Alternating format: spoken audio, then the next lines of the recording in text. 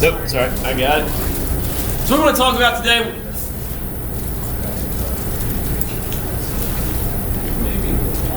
maybe not. All right, so basically we'll break it down into four different stages. You know, we're going to kind of break down these yield components in 4 different stages. You know, we're going to go through this establishment, the tillering phase. We're going to talk about stem extension, you know, as we're coming out in the spring, making that second application of nitrogen there, beginning stem elongation, extension. Then we're going to go into talk a little about heading, and then we're going to finish up with that ripening component. So what we got? We got 4 yield components of wheat. We got a number of heads per plant.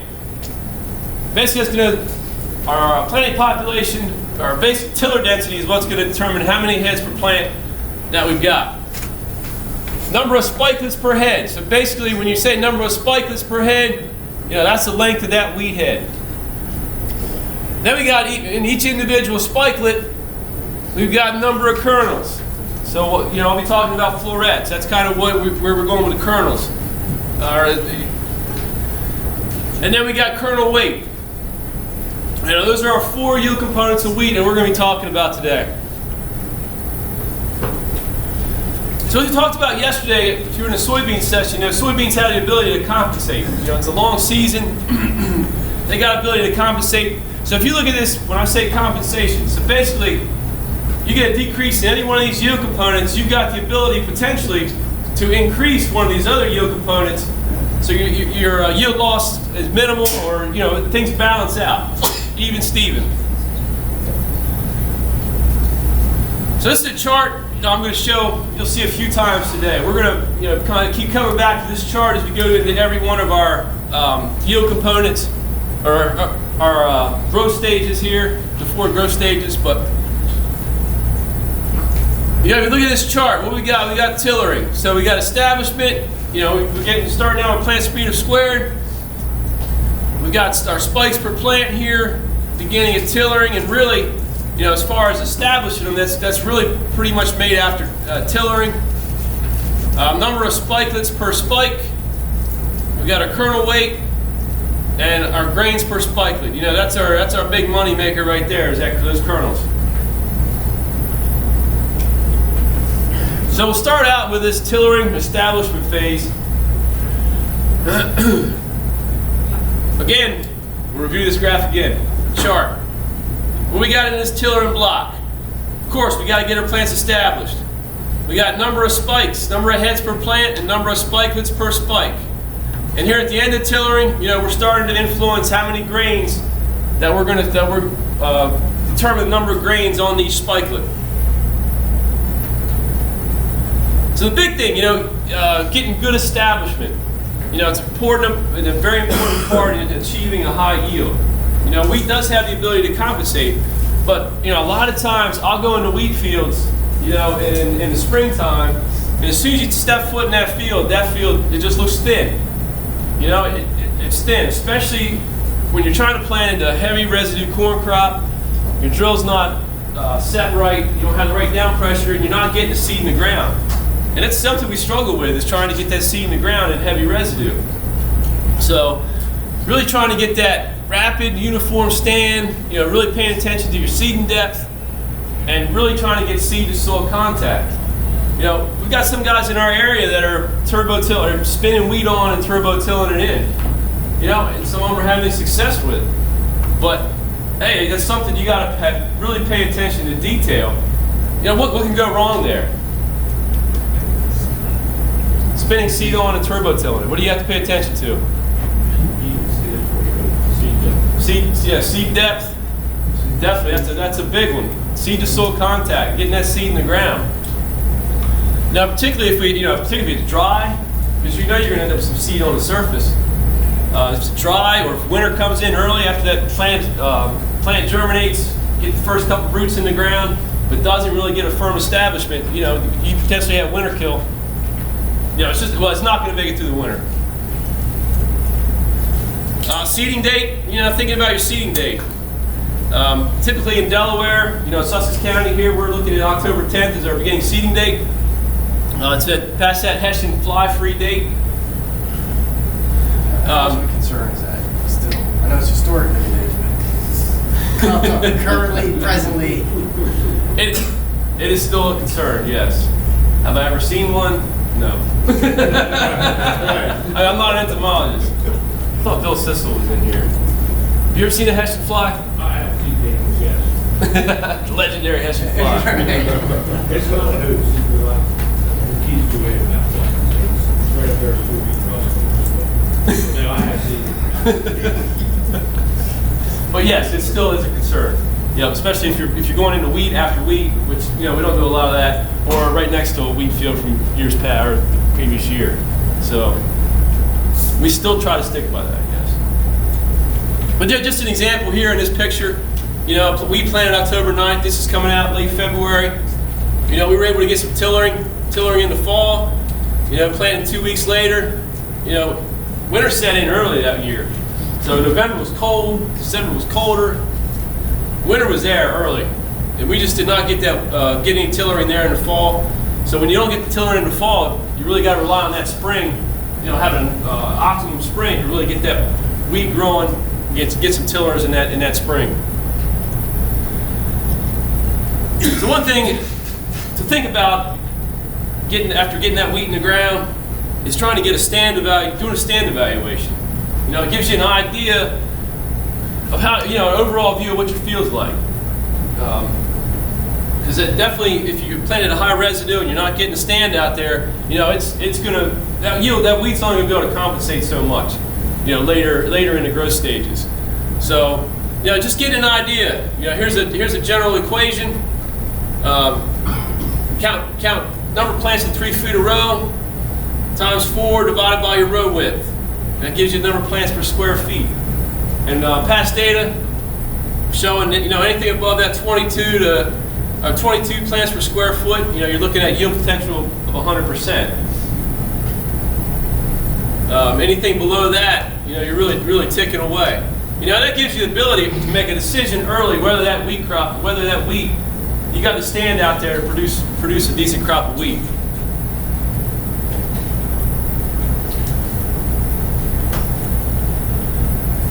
So in the fall, we got potential for tillering as we come out of the winter, late winter, after Greenup.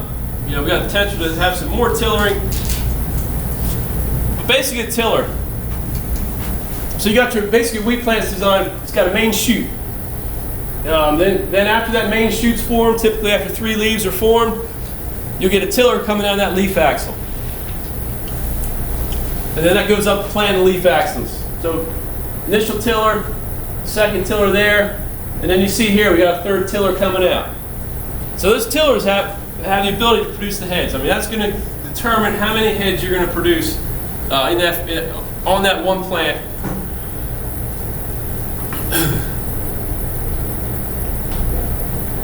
So things to think about, number of tillers that get produced, competition for growth factors, water, nutrients, light.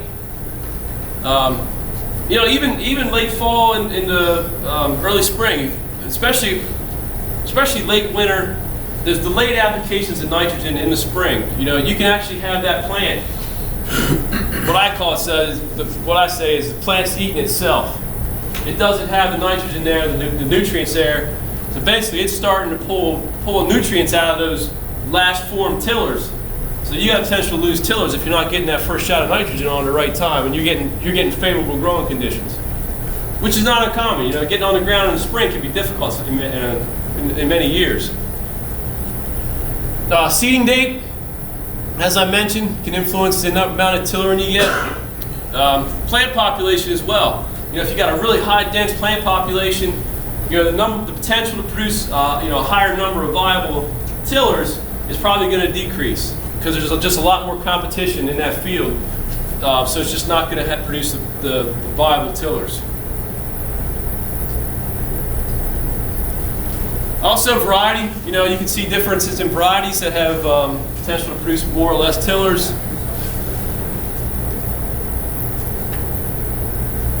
So coming into Greenup, getting out there late winter doing tiller counts, seeing what you got in the field.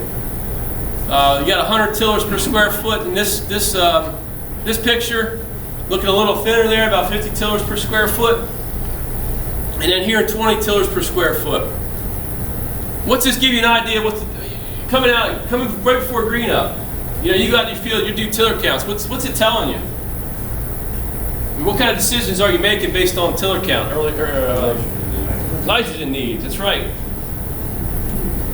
So if I'm coming out of late winter with wheat looking like that, that's probably gonna, well, that will be the first field I get on if I can. Yeah, because you want to try to promote that tiller in there early. And another calculation just to figure out what your tillers per square foot are.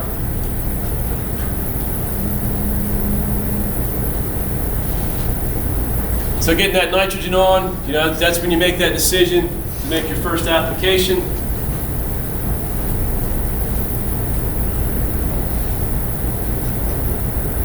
So one thing, you know, that's always interesting about wheat is, you know, you feel like you're making yield later in the season. You know, after that plant's growing, you see the head coming out. But really, we're initiating that head shortly after Greenup. I mean, that's early.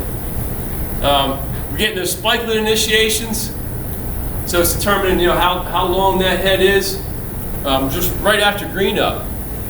And then by the end of Feekes 5, you know, we've already got 2 yield components set. So when's Feekes 5? That's typically when we're making that second shot of nitrogen. You know, right before joining is Feekes 5. So this is where you got the potential number of heads determined, typically by Feekes 5, and they can only go down. So any stress after that, you can definitely lose some tillers, lose the number of heads. Basically that head size has been determined as far as the number of spikelets, the head length. We're starting to get into where we're determining how many kernels are going to be on that head. You know, that's a big component of wheat yield. What else are we doing around Feekes 5? You know, things we got to be thinking about at Feekes 5. Say it again. Your second shot of nitrogen. Also scouting. You know, really got to start ramping up scouting potentially. You know, I know in our area we're looking for aphids. You know, it's on the early end, but we're looking for cereal leaf beetle. You know, that's a big one there. Starting that scouting, starting thinking about pest management potentially. Also disease-wise, we're starting to get some growth there.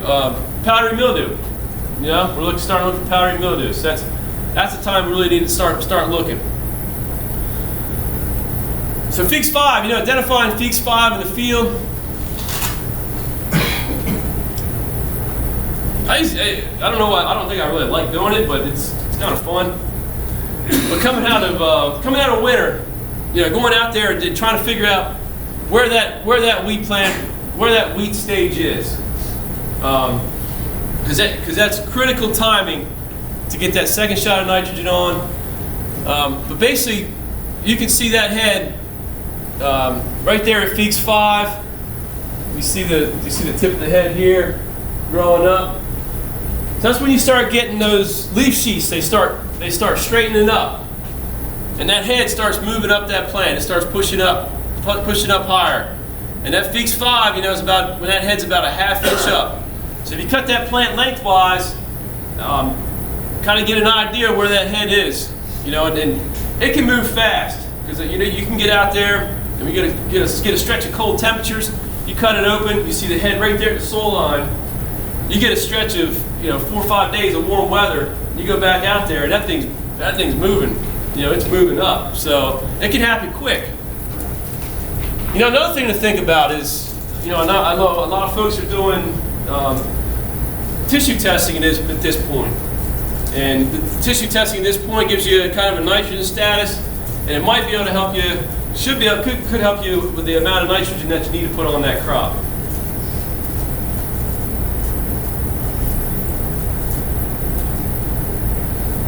So moving into stem extension. You know, this is when this crop's really starting to get ramped up. We're starting to, basically it's a rapid growth phase. You know, it's kind of equivalent to corn. I would say, you know, the rapid growth phase when you start to get some height on that plant. So, all right, just to review here, we got tillering, and we're done with that. We've got our number of heads per plant, potential heads per plant established, number of spikelets on that head, length of that heads established. And now here at stem extension, you know, really working on number of kernels that we can produce during this stem extension phase. So I like joining, just because it's easy to identify. You can go out to the field, pull a plant up, and you see the joint, you can feel the joint. You're like, all right, we're at Feekes 6. So we got really intense competition for nutrients and moisture. I mean, like I said, these plants are starting to scream now. If they get the right conditions, they'll move pretty fast. But here we're looking at some of the stresses. Like I said, we can knock back the number of potential heads we got. You know, if that plant starts starving for nutrients, it can abort those last formed tillers. You know, it's going to make sure that it can fill that main head off that main shoot. So it's going to start dropping potential head numbers. So yeah. So as I said, Floret Formation. So basically this is number of grains per spikelet, which is what we're working on now. Just fun fact, you know, that central spikelet can initiate 10. Spikelets toward the tip of the base are typically less. So the middle of that head's going to have the potential for more florets. You know, it's kind of like soybeans. You know, soybeans produce a lot more flowers than they actually produce pods. So it's going to be very similar in wheat. So Feekes 7, we go from Feekes 6 up to Feekes 7. That's when we got two nodes. So we got 2 nodes at Feekes 7. Then we hit Feekes 8. You know, we start getting into another potential management considerations. So we got 3 nodes above the soil line. We're getting that last leaf, that flag leaf. You know, it's starting to emerge there, and it's fully out at Feekes 8. And then Feekes 9, we get that flag leaf ligule all the way out. So what are we thinking about? Okay, so we've been scouting all spring long. Things are looking good. What kind of management considerations are we considering there as we're approaching Feekes 8 into that heading phase? Fungicide, keeping that flag leaf healthy, right? So the things you got to look out for, you know, the disease, cereal leaf beetle, anything chewing on that flag leaf. That's our money maker. You know, it contributes about 43% of the sugars to that grain head. Then we get into Feekes 10. You know, you start getting that head swelling there in the boot. That flag leaf fully extended. So typically, depending on what the weather conditions are like, you got about 1 to 5 days for that head to completely come out of that leaf sheath.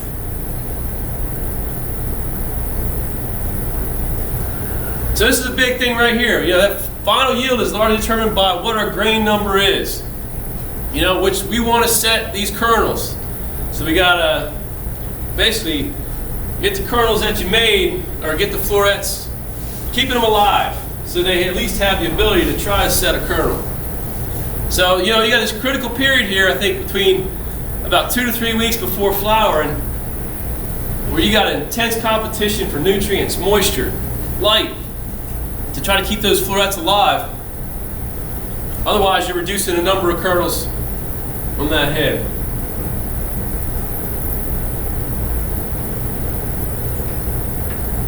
So moving into heading.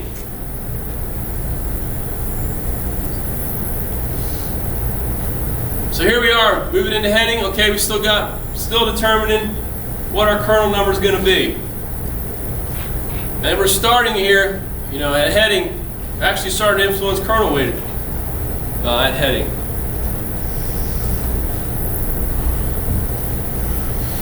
So just an illustration of what these stages look like. You know, as I remember, GS9, it's that Feekes 9.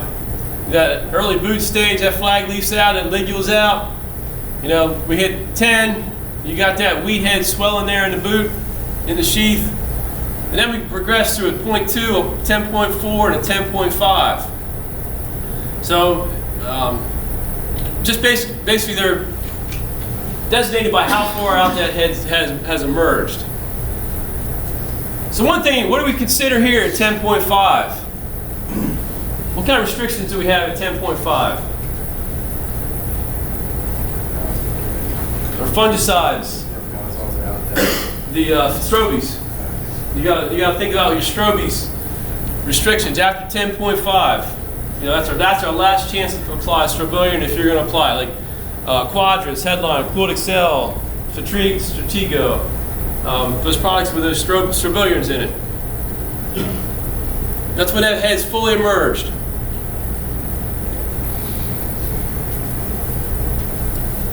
So flowering, I don't know how many are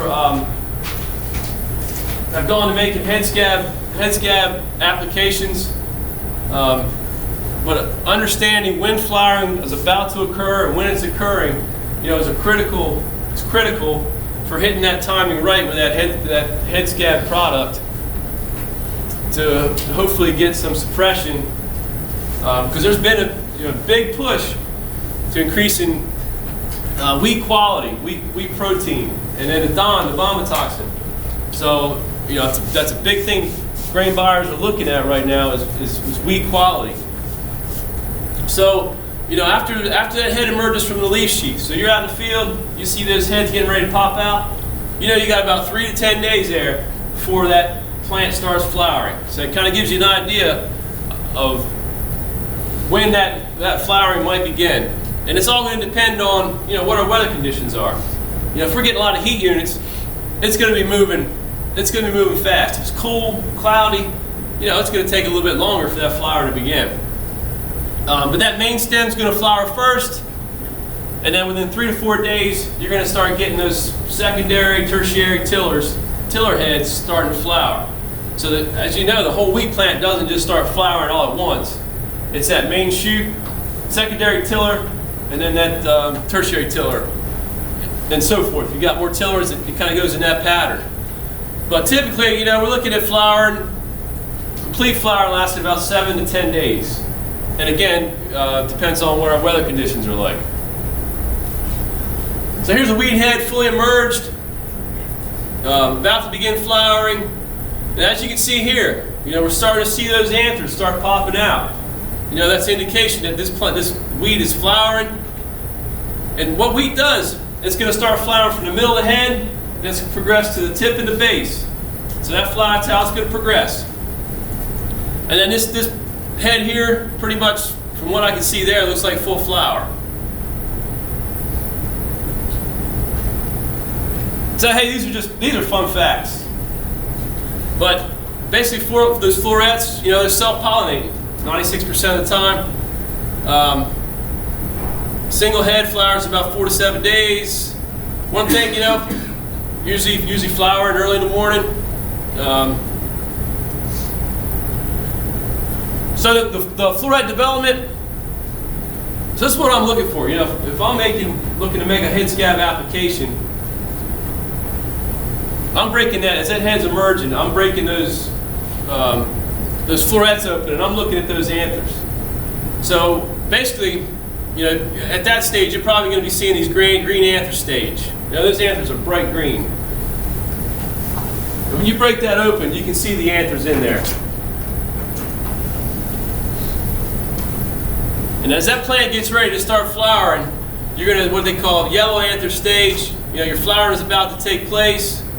You start getting those anthers swelling up, and then you know that flowering is beginning. That gives you a good indication of when you might need to make that management decision. Anthers can also be other color. You probably see purple anthers as well, but yellow, you know, white. So this to me, I think this is important. I think the 10 days on either side of flowering are critical to final yield. And really, I think, you know, the leading up to flowering is critical. So basically, you know, you're building that plant up, you're accumulating carbs, in that stem, and that plant's only going to set the number of kernels that it has the resources to fill. If it doesn't have the resources, it's not going to make that kernel. Moisture, moisture and heat. You stop photosynthesizing, you stop making sugars, you get some stress. And that thing about reducing the amount of carbs in the stem, I think that could be critical there, helping us in grain fill, and is trying to get those carbs in that plant, build the plant, heading into flowering, so that during grain fill, any stressful period, I think that can help us out. So here we'll move into the ripening stage, or heading into grain fill. We're looking at kernel weight. This is what we're working on here at grain fill, kernel weight. So basically, you got your grain enlargement. We're done flowering. We're getting to that watery ripe stage. And one thing that's interesting is that potential grain size can be determined about 4 days after flowering. So that potential grain size, happens quick after flowering. Grain fill, depending on what our weather conditions are like, 15 to 35 days. We got our milk stage. So you break that kernel open and you squeeze it, it pops. We got a guy that works for us. He calls it the zit stage. He's got stage names that you'll never forget, but I won't go into that today. Then we go to the dough stage. So dough stage, really, you got your soft dough. So that's when you squeeze it, and basically it just kind of oozes, squishes out. Not really much juice there. So as you start going to that, basically that color, the grain start to change color. Green to a yellow, and you're approaching that maximum weight that kernel's got after that soft dough stage there. So what goes into kernel weight? What could influence it? Of course, variety. We're looking at variety trials. We see different test weights across the varieties. What kind of storage capacity did you build up for that kernel?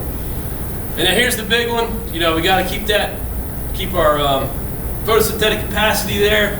With that flag leaf. Stem reserves, I think that could be pretty key.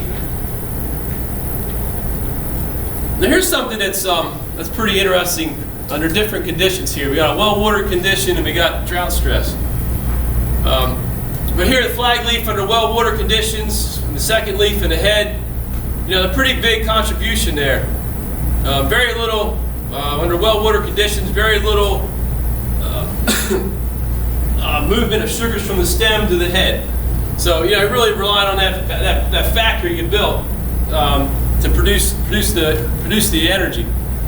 Under drought stress, wheat is a semi-arid crop, but it relies less on the leaves and the head, and it's pulling a lot of carbs there, a lot of sugars out of that stem.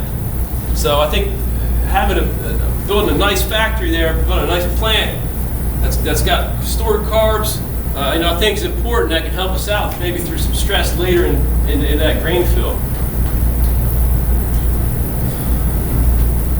So anything affecting grain fill, moisture stress, of course, if you reduce that photosynthetic capacity, but I think you got some transfer from the stem potentially. Of course, high temperatures. I'm sure a lot of us see it because we come out of May into June, we start hitting some summer temps, and that wheat crop can advance quick. And it seems like when it advances quick, we just don't get that nice grain fill when we get fast, the heat stress and the fast advance in stage.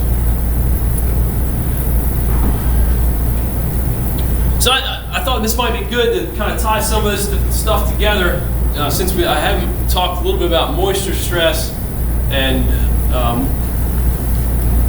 how it's kind of affecting wheat. Even if you don't irrigate wheat, I think maybe some of this data can give you an idea of we're still working on it. But I think give you an idea of when moisture can be a little bit more critical and when maybe it's not.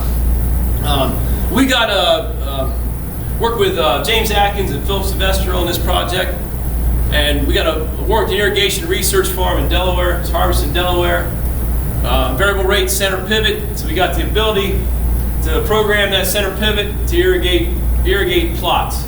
So every day we'll run, so we got soil moisture sensors in every plot, and it's driven off soil moisture sensor numbers. So if we say we trigger at 30 centibars, if that soil moisture sensor hits 30 centibars, that plot gets irrigated that day. Here's just some treatments. So here's what we're thinking. All right, so 30 centibars, full season. When I say 30 centibars, don't get bogged down in these 30s and 70 centibars, but think about, this is what we consider 50% available moisture in our area for our loamy sand soil. We're a little bit over 1% organic matter. And then just think about this 70 centibar treatment trigger as drier. So as that number gets higher on the soil moisture sensor, it gets drier. So this is probably approximately 30% available soil moisture. And when I say full season, that means we're looking at getting the soil moisture sensors in after our nitrogen application, second nitrogen application in the spring. And any time that any of those sensors hit 30 or 70 centibars in those two plots, it can get irrigated. So it could get irrigated from the middle of April all the way to soft dough stage, which usually typically early to mid-June. 3 and 4 are basically the same treatment. However, we're not irrigating during flower. So basically, we're turning the water off during flower. Why would we turn the water off during flower? What potential consequences could we have there? We got the head scab potential is the thought. So that's kind of trying to avoid. Wanted to see how that would affect. If I turn the water off there, how's that going to affect yield? We got 2 treatments, 30 centibars. We fill it before flower, or 30 centibars. So basically, we can start irrigating April 15th. As soon as we hit flower, we're turning the water off. No irrigation after flower. And then we have 2 levels of moisture there. And then we got this one here. All right, so if that critical period there is 10 days before flower, into flowering, and potentially a little after flowering. What if we just fill that soil profile? So basically bring that soil profile back up to field capacity. About a week before flower, we start this treatment. And then we compare it to a dryland plot. So of course, no year's exactly the same as far as rainfall goes. Makes irrigation research difficult. Makes a lot of research difficult, but irrigation especially, since we got, how does rainfall at a certain time or irrigation at a certain stage affect that yield? So, I think it's going to take a few years to really hone in on how things are going, but I wanted to show this data. I thought it was pretty interesting. All right, so here, this is what I blocked off as what I think is maybe our critical time. In our area, we're about heading in all 3 of these years is about the 18th of May. So this is kind of what I call critical period. So really, 2013 in this critical period, we did have moisture there, some moisture there after we top dressed to get that nitrogen in the ground. A little bit of moisture there at the end of April, a couple inches of rain, and then throughout May, we were overall dry in 2013 in May, but we did have light showers that I think helped us out actually. Even though it wasn't a whole lot, we had consistent light showers. 2014, we had moisture after we top dressed. It's our second shot. A little bit of a dry spell. But coming in there and into that critical period, we had 1.5 inches of rain, another dry spell. But then right there, right before flowering, is when we picked up 1 inch and another inch by the end of flowering. So we had about 2 inches during flowering that year. And then 2014, dry as a bone for grain fill. It got dry. Plots, we definitely had quite a bit of stress in some of those plots. 2015, very dry. As I was talking to one of our farmers after the first session, he called it intense drought in the spring. Wheat was screaming as far as needing some moisture. It was hurting. But we had about 1.5 inches from about the 20th of April all the way to about June 2nd. So all through that critical period, we did have rainfall, 1 inch of rain in flowering. So it kind of gives you a somewhat overall picture of how those years were different. So 2013, basically we got our yield on our left axis here, we got our treatments down here, and then our irrigation amount, which is represented by our bars. Yield also with a diamond. You know, it's an easy way to look at the yield over each one of these treatments. And then yield followed by a similar letter or statistically similar. So what we saw, we had about a 66 bushel yield in 2013 with our dry land treatment. As you can see, coming week before flower, we were coming in with some decent moisture in the soil profile before flower. We only pumped not even 1 inch of water for that one, for the fill before flower. But we did see about a 9 bushel increase in yield just with that inch of rain before flower. Now, as you remember, we were on the dry side in May of that year. If you look at our full season irrigation, this is between the 30 and the 70. The two different levels of moisture. I really didn't see a statistically significant difference there. As far as no irrigation during flower, really very similar to what we saw with the full season irrigation. We didn't lose any yield there, really what it looks like. But we did see a significant response to some water that year. But you can see that we did pumped anywhere from 3 to 5 inches in 2013, and really compared to this, very little yield response. So, but in thinking about the price of wheat, I think wheat we can pump a lot of water with little yield increase. They're incremental, I'd say. Spend a lot of money on water. 2014, same deal. Treatments on the bottom. Our non-irrigated plot was 102 bushels. We had a great year in 2014. We got good tillering in the fall. We had an excellent spring. Great timing on getting the nitrogen out. It was nice, what I call thick wheat. A lot of heads produced. So 2014, really we had moisture up to flower in 2014. You can see we filled the profile before flower that week before, and we pumped only 1/2 inch of water. So we just did not need the moisture before flower in 2014. You can see here we did pump about 1.5 inches on these two treatments before flower. But look at this. This is what interests me. As I said in 14, we got bone dry after flower. We pumped a lot of water. 6 inches of water. If you figure 6 inches of water, $5 an acre inch, about $30 an acre. So, $5 wheat that costs you about 6 bushels.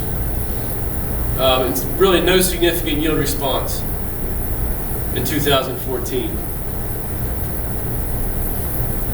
When we look at 2015, remember talking about that intense drought, intense dry weather? I mean, it was dry. It was dry during that critical period there. We definitely saw a significant yield increase over our non-irrigated in this last spring. We picked up really with our top treatments. We picked up about 16 to 20 bushels from compared to the dry land plot. You can see here we filled before flower in 2015. Remember other years, we were less than 1 inch trying to fill that profile. This year we filled that profile with 2.3 inches is what we used the week before flower to get that, build some moisture up. But I don't think we didn't really start irrigating in 2015 until about May 1st. That was really when we started hitting those triggers, those moisture triggers. So a lot of this was all before flower. So after flower, we pumped about 1.5 inches or so on a couple of these other treatments. But we did get rain on June 2nd. So about a week after flower, we started getting rain, and we had enough rain there to finish things out. But I felt like that wheat crop this year was hit maturity early. And as you can see here, we started doing NDVI readings. We got a handheld green seeker, kind of gives us the ability to measure plant vigor. So can you imagine, just think about these plots on June 1st.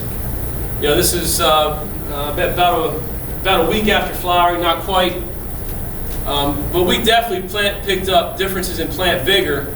And as you can see here, our yield definitely followed what our plant vigor was like as we're going into that grain fill period. So I thought this was pretty interesting. You know, this is something we definitely want to keep doing in the future. I think the green seeker has potential to kind of give us an idea as far as research goes. You know, what we did early in the season or through the season, you know, how did we affect plant health at the end, and how, you know, did that affect yield? So I think this is going to be, it might be some interesting data here for now and for the future. But definitely our drier treatments, just, you know, we're starting to lose that plant vigor earlier versus when we irrigated either full season or into full season. So I think that irrigation after flower, that little bit of irrigation after flower, I think helped us keep that little bit more plant vigor there. But however, you know, really our significance in yield between any of these moisture levels, you know, just nothing really stands out as, man, that's what we got to do. So, but definitely a significant increase over our dryland that year.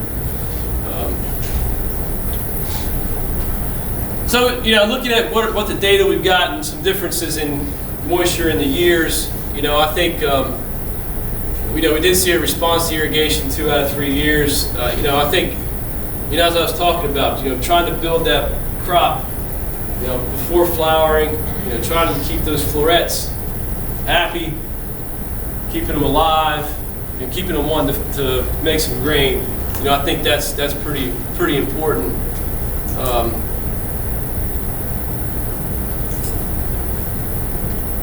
You know, I think that that early before flowering is critical. You know, trying to build up carbs in that plant. So I just want to mention that, you know, research was sponsored by the Delaware Crop Improvement Association. Definitely want to give them some credit. So just kind of here to wrap things up, I'll finish up with this chart here. You know, remember we talked about, you know, establishment, getting those plants per meter square, getting good establishment, and then during that tillering phase, you know, making your management decisions as far as nitrogen, any other nutrients that crop needs. But by end of tillering, you know, we've already got our number of heads set. That's our first yield component. We've got our number of spikelets set. Really by the end of tillering. And anything that happens after that stem extent, you know, after tillering, you know, could decrease the number of, you know, a lot of spikelets or heads. There in tillering, you know, late tillering, we're starting to determine how many kernels we're getting on that head, and that runs through heading. And then here, our fourth component, we got our kernel weight beginning there during that heading stage. So with that, any questions? Yeah. Is there a difference between spring and fall tillers as far as productivity? I've been advised in the past to use gibberellic acid to discourage spring tillers. We didn't do it. It was a suggestion made to us last year. So the question was potentially using gibberellic acid in the spring? Right, to discourage those tillers and to make sure all the energy of the plant goes into the fall tillers, which are Okay. yeah. So basically, the plant growth regulator to discourage spring tillering. I haven't seen any data on it. From what I've seen, I don't want to discourage spring tillering because we don't, you know, a lot of times in the fall we get no tillers to maybe one tiller. you know, we just don't have the heat units in the fall to get them. So, you know, if it produces them in the spring, it doesn't need them. To me, that. So yeah, so the point of that is tillers aren't created equal, right? This advisor is saying, spring tillers, you don't want them, they're suckers. Right? They're not. It would be late spring tillers, and it would come down to whether that plant can support those late tillers. You know, if you're producing 5-6 tillers, and after going into joining, there's a good chance you're not going to set 5 to 6 heads on that plant anyway, and you know you're going to get some abortion there. That's my feeling. Anybody have any input on that? Anybody tried that? And I always heard fall tillers are the most productive. I mean, like we were just saying, spring tillers are weak enough to abort them anyway. So the fall tillers, to me, I think by getting the fall tillers, you know, you got a lot more going on in the fall than just producing tillers. You know, you're establishing that root system. You know, you're getting that base of that plant. That plant is just stronger going into winter. So when it comes out in the spring, I think it's got the ability to, you know, take off a little bit better. So, you know, that might be part of it. And, you know, a lot of times our conditions in the spring, you know, might hit some warm weather. We just don't get healthy tillers produced. But because it's that time frame is shortened. So.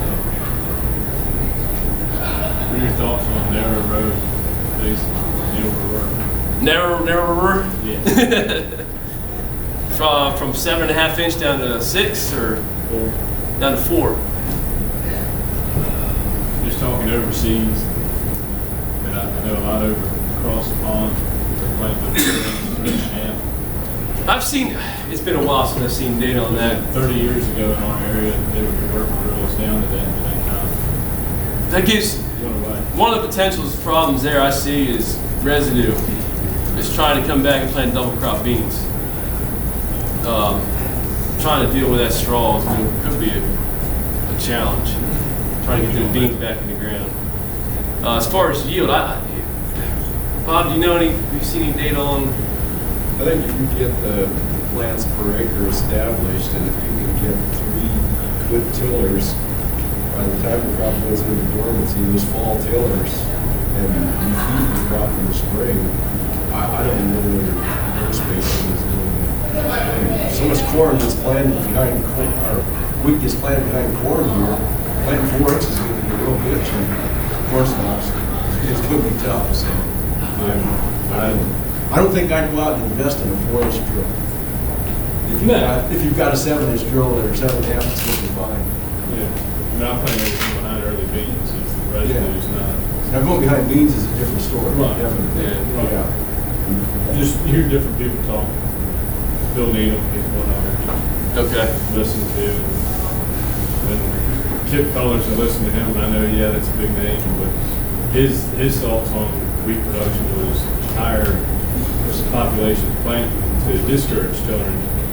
So you had a main direct stem with more energy to produce larger bed. So that's giving him more plants per acre. So he's probably pushing the plant population pretty high. His seed cost is pretty. I don't like hearing that with $5 a week. It's hard enough to make a profit as it is. All right, any more guys? Yeah, I see. Have you ever looked at anything for methods of application on the UAM, whether on streamer one versus broadcast, and herbicides the water, herbicides the next week? I know like Needham has done a lot of stuff with that, and I've got growers that